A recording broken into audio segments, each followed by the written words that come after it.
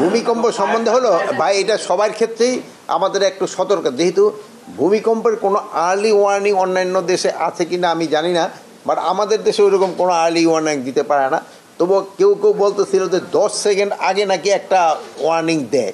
তো ওই অনেক দেশে নাকি ওরকম একটা অ্যাপ আছে যেটা 10 সেকেন্ড আগেই হয়। তা আমরা ওইটা চিন্তা ভাবনা করছি আমরা ওরকম একটা অ্যাপ খুলতে পারি কি না যে 10 সেকেন্ড আগে দেয়। কিন্তু আমরা আগে শুনতাম যে পশু পাখি এরা নাকি ইন্ডিকেশন পেয়ে যায়, বাট আমাদের এটা নাই। তবে আবার অনেকে বলে যে একটা ভূমিকম্প হয়ে যাওয়ার পরে 1-1.5 ঘন্টার ভিতরে আরেকটা হওয়ার সম্ভাবনা থাকে, বাট এইগুলি তো আমি তো এক্সপার্ট না এই লাইনে, এটা আমরা শেষ করতে দেন, হওয়ার সম্ভাবনা থাকে, বাট ওই 1-1.5 ঘন্টা পরে আবার এই সম্ভাবনাটা কমে যায়। কিন্তু আমাকেও তো দেখা গেল যে একটা হওয়ার পরে গতকালকে আবার ছোট আকারে হয়েছে।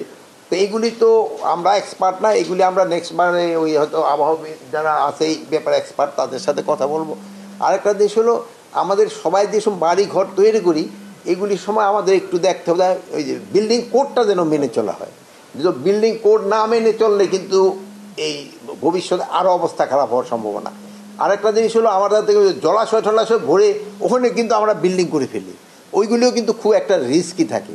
প্লাস আমাদের দেখবে অনেক সময় একটা জায়গা রাখা হয়েছে যেখানে এই যে আমি বললাম যে 1টা থেকে 1.5 ঘন্টা পরে আবার হইতে পারে বা এরকম একটা সম্ভাবনা থাকে বা তাই থাকে, কিন্তু ওই লোকজন গিয়ে কোথায় দাঁড়াবে ওরকম আমাকে দাঁড়ানোর মাঠও নাই অনেক জায়গায়। এই সবগুলির দিকে আমাদের ভবিষ্যতে যেসব এই যে ইসের জন্য রাজুক সাজুকরা যেসব প্ল্যান পাস করবে সেসব এইগুলির দিকে খেয়াল রাখতে হবে। ফায়ার সার্ভিস আপনি মানে এখন এটা হলো পরিমাণের উপর নির্ভর করে।